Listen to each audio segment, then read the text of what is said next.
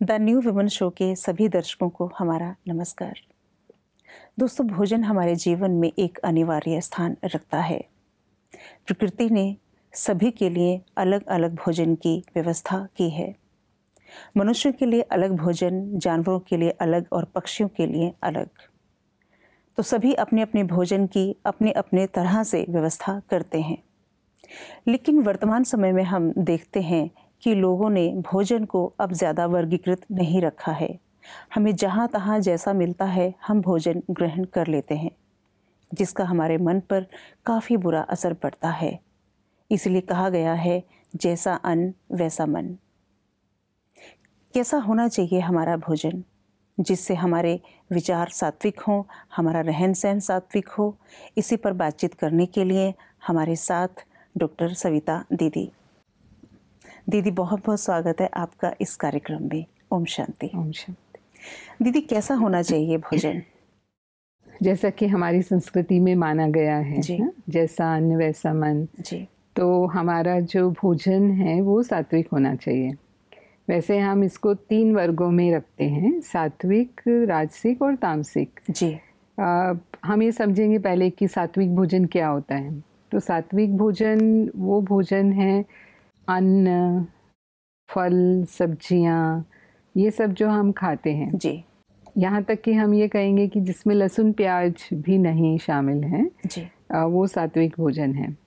और राजसिक भोजन वो भोजन है जो अन्न, फल, सब्जियां हैं वो तो हैं ही, पर साथ में अगर हम तीखा, तला हुआ, मसालेदार हम खाते हैं तो वो फिर राजसिक हो जाता है ना, जो हमारे मन को थोड़ा उत्तेजित करने वाला। और तामसिक भोजन हम उसे कहेंगे जो हमारे अंदर आलस की प्रवृत्ति पैदा करता है ना, भारी भोजन। और नॉन वेजिटेरियन फूड जो है, या एडिक्शंस, अगर कोई मनुष्य व्यसन लेता है, शराब पीता है या जो भी ड्रग्स लेता है, तो ये सब भी तामसिक माना जाएगा। हर प्रकार के भोजन का वैसा ही असर मन पर होता है। तो अगर हम सात्विक भोजन ले रहे हैं तो वो सात्विक भोजन हमारे मन को शांत और शुद्ध बनाता है ना, और उससे हमारा मन एकाग्र होता है। लेकिन अगर कोई तामसिक भोजन लेता है तो उसी अनुसार उसके मन में उत्तेजना या गुस्से का भाव वो बहुत आसानी से आ जाएंगे। तो ये हम थोड़ा इसको विस्तार से समझेंगे कि सात्विक भोजन का क्या महत्व है। जी ज़रूर। हाँ जी। क्योंकि हमारी जो बहनें हैं उनका सीधा कनेक्शन रसोई के साथ होता है। बिल्कुल।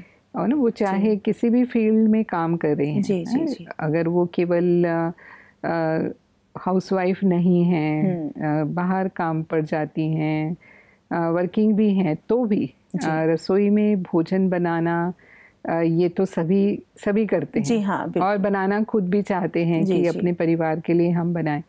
भले आजकल थोड़ी स्थितियां बदल गई हैं, क्योंकि इजी अवेलेबिलिटी है, सोशल मीडिया पर आप ऑर्डर कर दो, ये सब सुविधाएं आजकल हो गई हैं। तो बाहर रेस्टोरेंट में खाने जाना पड़े वो भी ज़रूरत नहीं पड़ती है। आप सिर्फ ऑर्डर कर दो और घर में मंगा लो और खा लो। लेकिन फिर भी जो घर का खाना है वो घर का ही होता है, क्योंकि जो रेस्टोरेंट से हम मंगा के खा रहे हैं वहाँ पर वो कैसे उसको बना रहे हैं, क्या हाइजीनिक कंडीशंस में उसको बनाते हैं, किन बातों का वो ध्यान रखते हैं, नहीं रखते हैं, तो ये सब तो हमें नहीं मालूम होता। बिल्कुल सही। कई बार कुछ लोग कहते हैं कि अगर आप सच में देख लो कि वो कैसे कुक कर रहे हैं, तो आप कभी ना खाएं। क्योंकि उनके पसीने की बूंदें भी उसमें टपक रही होती हैं जो वो खाना बना रहे होते हैं। और कुछ भी अगर उनको कोई प्रॉब्लम भी है, मानो तक होता है ना कोई शारीरिक बीमारी होती है, तो वो खांस रहे हैं, छींक रहे हैं, वो सब वहीं उसमें कर रहे हैं। और फिर हमें नहीं पता, और फिर वही खाना हमारे पास आ गया और हमने वो खाया, तो उसका भी अपना एक असर होता है। डिमांड है तो लोग खाना वो बनाते ही हैं खाना, फिर है ना। तो चाहे तबीयत भी खराब है, कुछ भी है, चूंकि डिमांड है तो खाना उन्हें बनाना ही पड़ेगा। तो जहाँ तक हो सके हमें बाहर से ऑर्डर करके तो नहीं, कोई बहुत मजबूरी है तो बात अलग है ना। लेकिन अगर हम अपने घर में बना सकते हैं तो हमें खुद ही बनाना चाहिए और अपने परिवार को अपने हाथ का बना हुआ खाना ही खिलाना चाहिए। तो एक होता है मन में कुछ भी चल रहा है जी, मेरा मन कोई बात को लेकर के थोड़ा उलझा हुआ है या थोड़ा परेशान है या मुझे किसी के प्रति मन में गुस्सा है ना, हो भी सकता है। और मन में कहीं कहेंगे कि किसी के प्रति कोई ऐसे गलत भाव चल रहे, नेगेटिविटी चल रही है, और फिर हम भले सात्विक खाना बना रहे हैं, है ना, बना हम वही रहे हैं, सब्जियां बना रहे हैं, लेकिन वो मेरे वाइब्रेशन, जो मेरी एनर्जी है, जो मैं सोच रही हूँ, वो खाने में जा रही है। कलेश की जो भावनाएं हैं वो मैं जैसे खाने में डाल रही हूँ। तो बनाते समय तो सिर्फ मेरा ही मन अशांत है, लेकिन जब उस भोजन को सब खाएंगे तो वो उनको भी वैसे ही फीलिंग्स आने शुरू हो जाएंगी, क्योंकि वो एनर्जी उसमें भी फिर ट्रांसफ़र हो जाती है। तो ये राज हम ज़्यादातर नहीं जानते हैं कि खाना हम कैसे बना रहे हैं, कैसे मनस्थिति में बना रहे हैं, उसका भी प्रभाव हमारे भोजन पर पड़ता है। अब यहाँ भी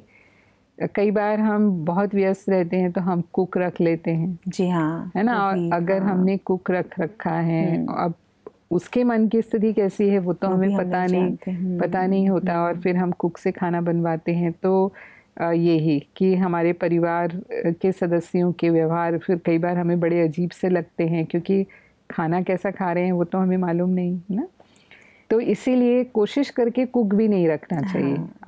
अपने परिवार का खाना हमें खुद बनाना चाहिए और अपनी मनस्थिति को ठीक करके बनाना चाहिए। अगर मानो किसी कारण से मेरा मन ऊपर नीचे है भी सही, तो अपने मन को पहले ठीक कर लें। हम कहेंगे भगवान की याद में बनाओ, तो आप उसके लिए भजन चला सकते हैं। अगर आपको ऐसे भगवान की याद करना मुश्किल लगता है, तो आज मंदिर में जो हमें मिलता है वो क्यों प्रसाद कहलाता है, और उसके लिए हमारा भाव कितना ऊंचा होता है। जी जी, मतलब वो इसका एक कण भी हम गिनने नहीं देते।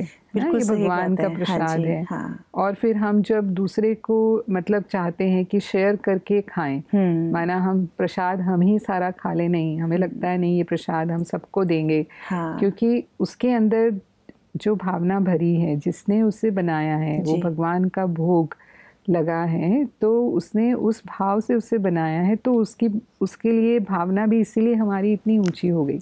जी, उसको बनाते हुए भावना सात्विक है, और खाने वाले की भावना भी सात्विक है, तो इसीलिए उसको खा के सबका मन शांत होता है, और बांटते भी इसीलिए कि ताकि और लोगों के मन को भी शांति मिले। और वो शक्ति जैसे उसमें वो भर गई। तो हम घर के भोजन को भी प्रसाद बना सकते हैं अगर हमने वही अपना भोजन भी भगवान की याद में बनाया। जी जी जी, तो वो भी तो प्रसाद बन गया ना। बिल्कुल सही बात तो जैसे कि हम वो प्रसाद ही फिर अपने सारे घर को खिला रहे हैं। और मानो हमारे घर में कोई प्रॉब्लम है और हम उसको सॉल्व करना चाहते हैं, कई बार कह करके नहीं होती वो बातें, या हम कहते हैं तो वो हम स्वीकार भी नहीं करते उसको। लेकिन अगर आप खाना बनाते समय वही थॉट्स जो आप चाहते हैं कि आपके रिलेशंस बहुत अच्छे रहें, है ना, आपके घर वाले जो हैं वो आपकी जो बात है उसको समझेंगे, तो आप ऐसे ही थॉट भगवान को याद करते हुए कि हमारे रिश्ते बहुत सुंदर हैं, हमारी आपसी समझ बहुत अच्छी है, हमारा आपस में बहुत प्यार है, माना इस तरह से भी अगर आप वो थॉट करते हुए वो खाना बनाएंगे तो वही एनर्जी उनको जाएगी, और आप देखेंगे कि वो फ़र्क आपको दिखाई देगा। बिल्कुल बिल्कुल सही कहा दीदी आपने। और ऐसा हो सकता है जब भी हम भजन या कुछ भी ऐसे अच्छे गीत लगा के भगवान की स्मृति में खाना बनाएंगे, तो हमारी मन स्थिति तो बदल ही जाएगी ना, और फिर उसी तरह के वाइब्रेशंस खाने में जाएंगे, तो हम जो चाहते हैं वो माहौल ही बन जाएगा। प्रैक्टिकल हम फील करते हैं जब यहाँ पर आते हैं, जब ईश्वरी विश्वविद्यालय में भाई बहनें आते हैं बाहर से, या सेंटर पर अपने जो भी सेवा केंद्र होते हैं वहाँ पर इसी विधि से खाना बनता है, सात्विक भोजन होता है, और भगवान की याद में योगी जो हैं वो बनाते हैं उस खाने को। तो बहुत सिंपल खाना होता है, उसमें लहसुन प्याज भी नहीं होता है, लेकिन वो जब उसको खाते हैं तो उनको ऐसा लगता है इतना स्वादिष्ट खाना था और हमने तो ज़्यादा खा लिया, है ना, और उनको इतनी एनर्जी, पॉजिटिव एनर्जी फील होती है वो भोजन करके। तो वो प्रैक्टिकल दिखाई देता है कि आते ही कैसे उनका मन बदल जाता है, कैसी भी स्थिति में वो बाहर से आते हैं, लेकिन यहाँ जब वो भोजन करते हैं, यहाँ के वातावरण में रहते हैं, तो तुरंत उनकी एनर्जी जो है वो बदल जाती है, हाँ जी, पॉजिटिव हो जाती है। अच्छा दीदी, यहाँ पे एक बात हो रहा है, जैसे कि अक्सर लोग कहते हैं कि लहसुन प्याज भी वैसे ही ज़मीन में बाकी सब्जियों की तरह ही उगाए जाते हैं, तो उनको तामसिक क्यों माना जाता है? लहसुन प्याज आध्यात्मिक पुरुषार्थ करने वालों के लिए तामसिक माना गया। देखो, अच्छा। कभी भी हम व्रत रखते हैं तो क्या हम लहसुन प्याज खाते हैं? हाँ, ये बात तो सच है। या हम मंदिर में जब भगवान को भोग लगाते हैं तो क्या हम लहसुन प्याज डाल करके उनका भोग बनाते हैं?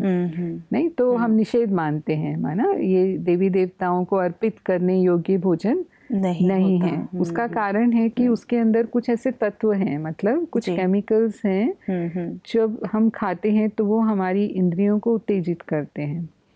तो हम योग से तो अपने मन को शांत कर रहे हैं, अपनी इंद्रियों को संयमित कर रहे हैं, और फिर हम दूसरी तरफ ऐसा भोजन खा रहे हैं। तो वो हमारे उस पुरुषार्थ को जो है वो कम करने वाला होता है। अच्छा, इसीलिए जो आध्यात्मिक पुरुषार्थ करने वाले हैं, जो भगवान के मार्ग पर चलने वाले हैं, वो लहसुन प्याज का भी सेवन नहीं करते, उनके लिए वो भोजन भी तामसिक है। जी, तो इसीलिए वैसे मेडिसिनल वैल्यूज़ के लिए लोग मानते हैं कि अरे प्याज में तो इतनी मेडिसिनल वैल्यू है, लहसुन तो कितना हमारे शरीर के स्वास्थ्य के लिए अच्छा है, लेकिन उसकी वो शार्प स्मेल होती है जो काफ़ी समय तक आती रहती है। जब आप प्याज खाते हैं तो आप जब किसी से भी बात करते हैं उसको खाने के बाद, तो मतलब वो एक, यहाँ तक कि अगर आप प्याज से कटा हुआ कोई चाकू यूज़ कर लेते हैं किसी फल के लिए या और सब्जी के लिए, तो वो स्मेल उसमें भी चली जाती है। बिल्कुल सही कहा आपने, हाँ जी, है ना। तो बहुत बार देखा है। हाँ, तो इसीलिए एक योग करने वाला व्यक्ति फिर किसी से बात करे लहसुन प्याज खा के और उसके मुंह से वो स्मेल आती रहे, तो वो भी एक अच्छा नहीं लगता है। बिल्कुल सही बात तो है। इसीलिए ये निषेध किया गया है, इसको तामसिक माना गया है। अंडे को भी वेजिटेरियन कर दिया है अभी लोग, कुछ लोग ऐसा कहते हैं कि, और लोग खाते हैं कि नहीं अभी तो अंडा वेजिटेरियन में ही, फूड में ही आता है, तो ले सकते हैं। तो अगर उनको समझाओ तो नहीं आपको नहीं पता, अंडे को वो आलू जैसा मान लेते हैं, पर अंडा तो वेजिटेरियन कैसे हो सकता है? नेचुरली मुर्गी अंडा देती है, तो उसके अंदर वो प्राण की शक्ति है ना। अगर आप नहीं खाएंगे तो उससे मुर्गी ही निकलने वाली है।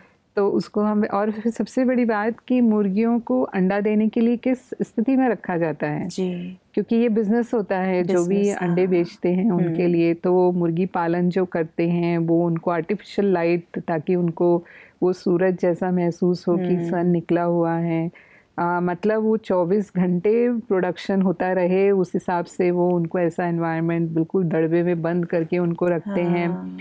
तो उस समय वो उनकी दशा किस तरह की होती है, और फिर वो अंडा जो है वो सबको बेचा जाता है, तो वही वाइब्रेशन उसमें भरे हुए होते हैं ना। तो हम उसको कैसे वेजिटेरियन कह सकते हैं? जाहिर सी बात है, हर दिन इतने अंडे आते हैं, हर दिन लोग इतने अंडे खाते हैं, बेचारी मुर्गी कहाँ से देगी? जाहिर सी बात है। तो ये तो एक ऐसा कार्य हो रहा है जो बिल्कुल नेचुरल नहीं है, प्राकृतिक रूप से तो ये सब संभव नहीं लगता ना।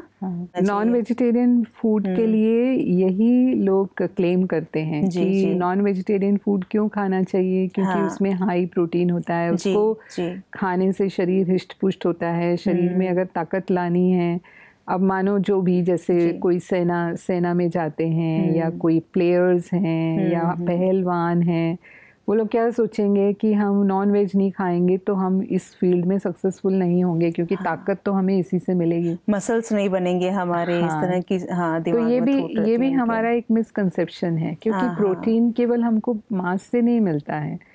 प्रोटीन के लिए जो प्रकृति ने हमें बहुत सारे स्रोत दिए हैं। आज दूध कितना अच्छा सोर्स है प्रोटीन का।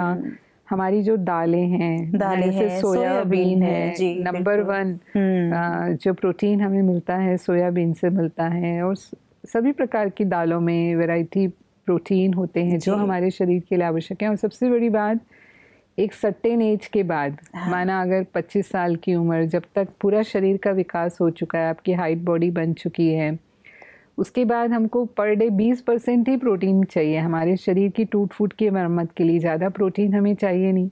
और अगर हम मांस खाते हैं तो वो एक्स्ट्रा प्रोटीन हम अपने शरीर में डाल रहे हैं। हमारे शरीर को उसे बाहर निकालना पड़ता है, क्योंकि जो भी आवश्यक नहीं है उसे बाहर निकालना पड़ेगा। तो जब बाहर निकालने का काम लोड आता है किडनीज पर, तो किडनी डैमेज होनी शुरू हो जाती हैं।